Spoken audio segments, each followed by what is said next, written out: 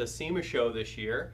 I know a bunch of enthusiasts out there like to go to the SEMA show, see what's new, see the cars and the builds, and we're going to have some of that later on in the week. Some of the people you'd want to see and talk to are going to be joining us later in the week. This is kind of our setup day. We've got a lot of new technology. If you're following us on Instagram, because most of you guys normally follow us there, you may want to start looking for us on our YouTube channel and or one of our Facebook pages. So we have quite a few. We've got the Shootout one, we've got our regular DSPORT magazine one. I think Makiko's Build has one too. So we've got a few of those out there. But follow us on those if you want to get the full effects of having the multiple cameras, like camera 2 over here, like the video feed over here on 4. And maybe we'll even figure out how to get camera 3 working. So if we get camera 3, that would be pretty amazing. But anyways, welcome back, and let's kick it off. A few new products here lining up the table, and let's start first with the fluid damper here. Now, this is, fluid damper has had a 2JZ application for a number of years, and they just recently updated it so that this pulley here, they have some different aluminum pulley options for it. So this is a standard drive right now. There'll be underdrive options in the future. And let me show you right here. Now this is on a Nissan RB engine. And when you don't have the harmonics being dampened out of that, all the twisting going on in your crankshaft, this is what's going to happen. You see it disintegrated the factory oil pump gears. And this is really common.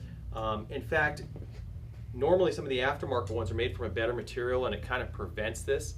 But we even seen one of those break recently using a brand of balancer that we had not been familiar with. They had put this on the car, it was a stroker engine, and next thing you know, they have a cracked oil pump from an aftermarket one that's never cracked before. So making sure you've got a good balancer solution is critical if you want to keep your oil pump alive, get the most out of your crankshaft, and get the most out of your bearings and the rest of your rotating assembly. And the new part from Fluid Dampener can tell you about that. Visit their website at fluiddamper.com for more information on that. And if you guys have any questions, please, we are live streaming, so we want your questions. Ask us a question, we'll give you an answer. All right. Let's move it on over here.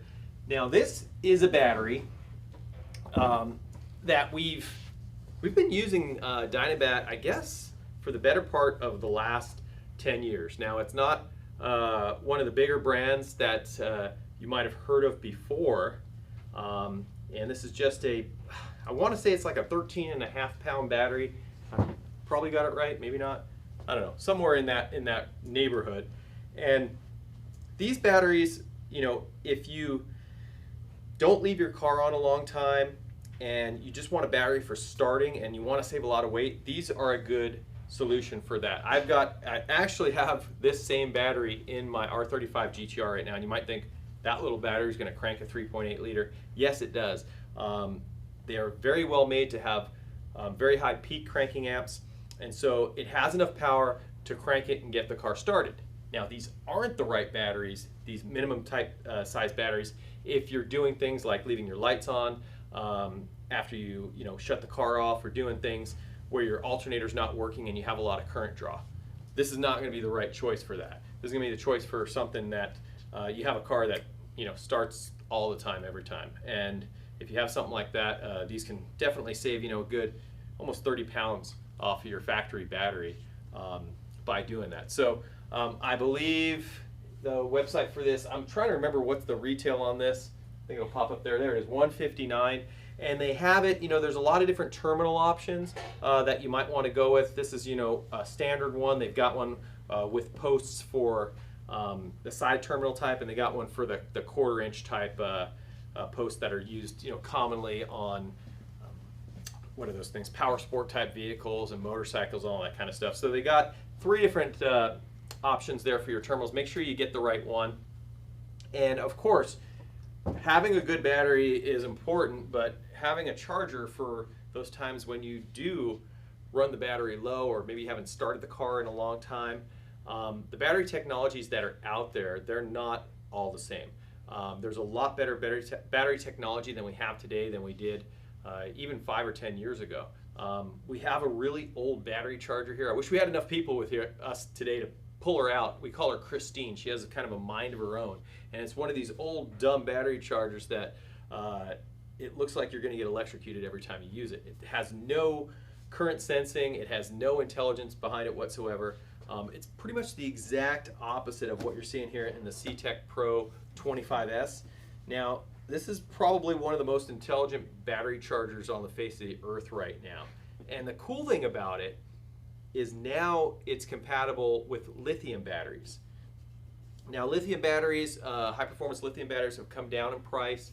You know, they used to be, you know, at that $1,400, $1,500 range. And, you know, that makes it really not in everybody's budget. But there's a few companies now.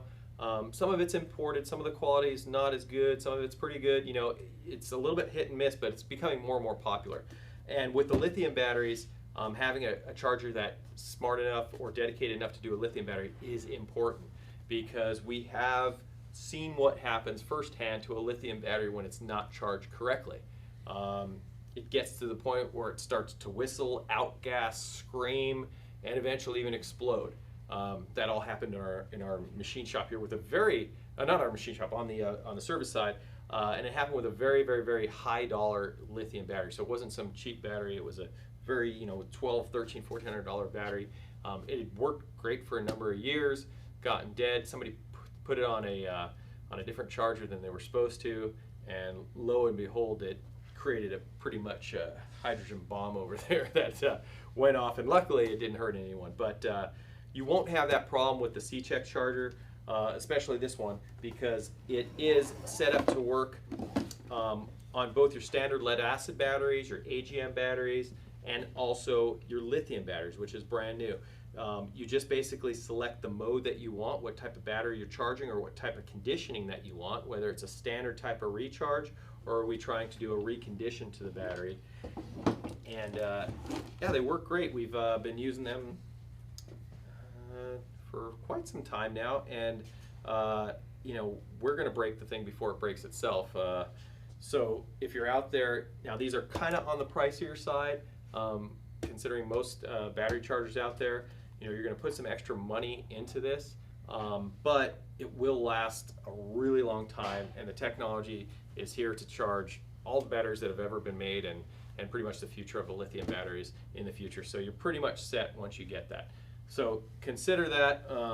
If you got somebody on your Christmas list that you really like a lot, you can get them one of those. All right, so here we go. Milwaukee. Now, they have not yet agreed to let us give this away. And now I know why. This thing is awesome. And let me show you why. This is what we typically use in our machine shop here. Both Milwaukee, these are awesome. If you guys haven't got a chance to use a Milwaukee 1/2-inch impact, you're cheating yourself. I've used the Snap-on for years, and the thing is, you know, I guess we're not going to get Snap-on advertising by saying this, but it's a piece of crap compared to this. There's really no nice way to put it. This thing kicks its butt. We use this thing rocks. I mean, the only downside is to, you know, where you can't fit it, you know, or, you know, it's a 1/2-inch drive, so you're going to use it for the bigger stuff. So typically we've been using this, and, you know, this is a hex drive. We've got different adapters for when we want to put a 3/8 on there, or we want to put a 1/4 inch on there. It's really versatile, and it's pretty small. It lets us get in a lot of places. But I'm going to show you, I was going to take apart this fluid damper earlier to kind of show you that it's a 2-piece and how easy it is to remove and how you can put on different drives and stuff like that. But let me show you what happens here. So I've got it in reverse. Absolutely nothing happens. All right. That one just does not have what Milwaukee calls the nut-busting torque that this one has. So this right here, this is their stubby 3/8-inch impact. So look at how small it is. Look at it. I mean, compare the size to the 1/2-inch. It's amazing. It's nice and compact. This lets you get, you know, on the car in places that you could never get to with that. And watch this. Hopefully this is gonna work. Oh, there we go. So how easy was that? This thing, like I said, this thing kicks butt. I hope we can give one of these away. How much are these retail? Let's see here. Pull it up on the site. Might have it. Oh, it's gonna tell us where to buy.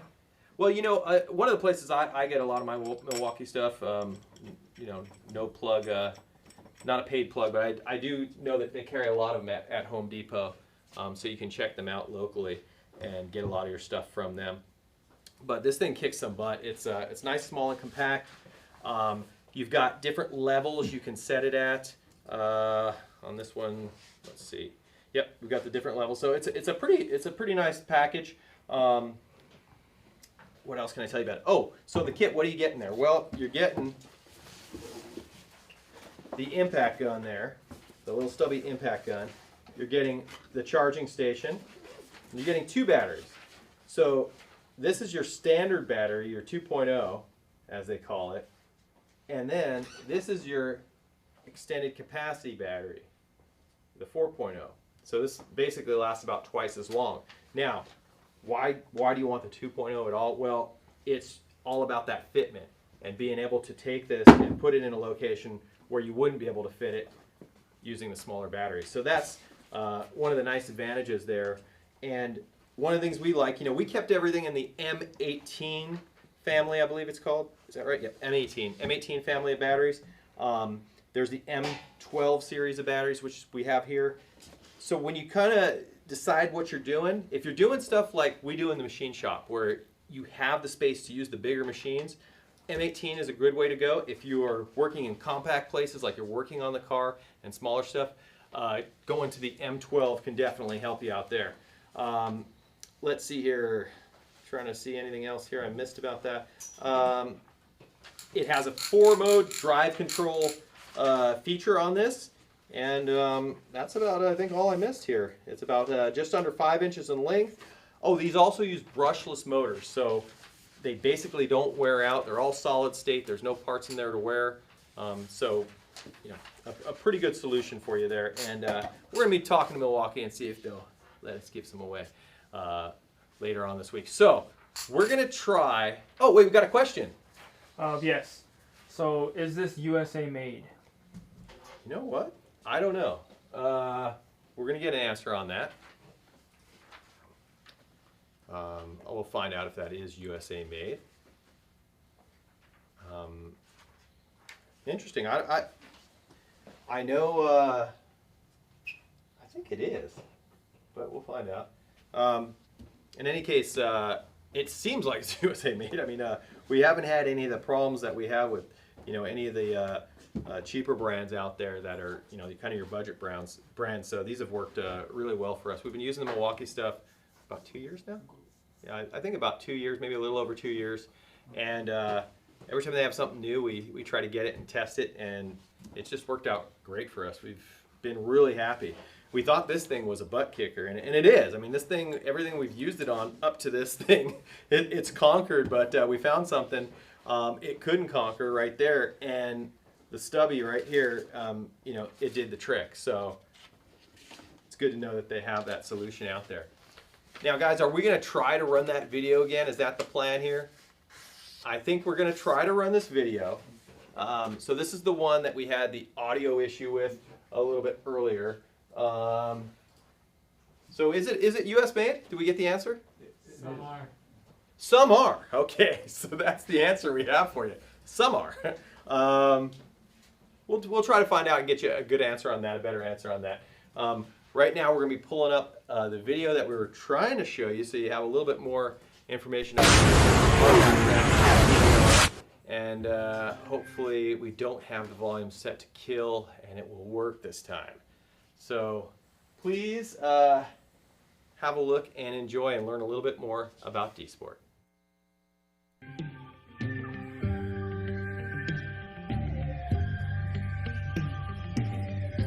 The Import Drag Racing Circuit, IDRC, is our drag racing series.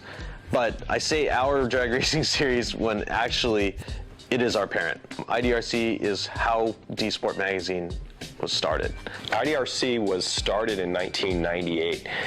And the reason why it was started was Battle of the Imports was about the only game in town, but they were really regional. They were just keeping it in Southern California. Nobody had taken the cars from the West Coast, brought them out to the East Coast, and produced an event. And that's why I got together with the other 12 guys that helped form IDRC. We put together the series, and for the first time we had some of the best cars from the West Coast come out to the East Coast to compete. That's really how DSPORT has started.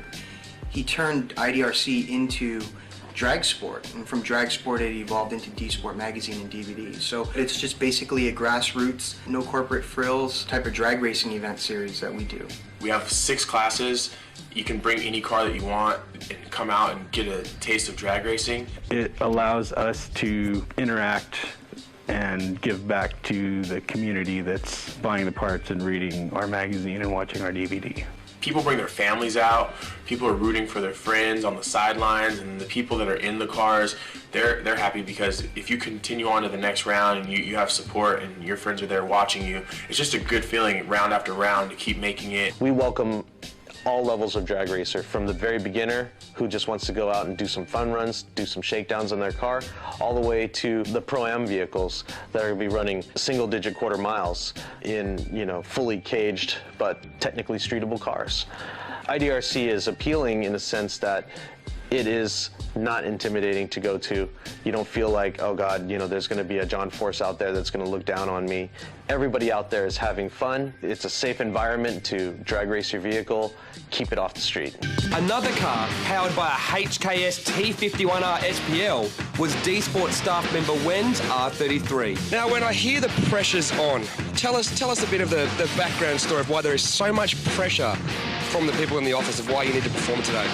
I think the main thing is, for some odd reason, people think I have a show car versus a race car. Regardless of high gas prices and electric vehicles and so forth, there's still a lot of optimism around here.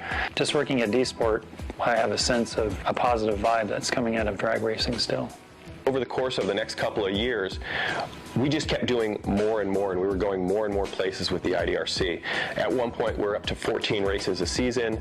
We had a title sponsor, 10 employees overseeing it, bringing in, $600,000, $700,000 from the sponsors to help produce the series per year. And then there was basically just too much competition at once. NHRA came in, and they worked with us for 1 year. Then they went to our biggest competitor the following year, and obviously that proved wrong.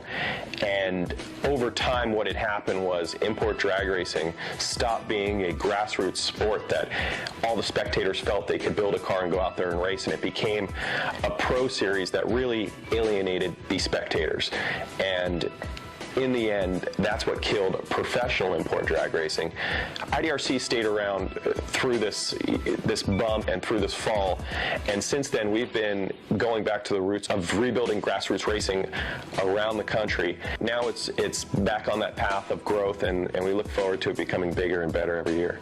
There is definitely a big resurgence of drag racing in the past couple of years, and drag racing is a sport that will never die. I think the foundation of this industry is based on people drag racing, taking their cars out, having some fun, and competing against other faster cars, seeing what their car can do. But at the end of the day, drag racing is definitely here to stay. For 2012, we've expanded the series to include additional tracks and venues from across the nation. So we'd never let drag racing die, and we're definitely not going to let it die as long as we have any say in the matter.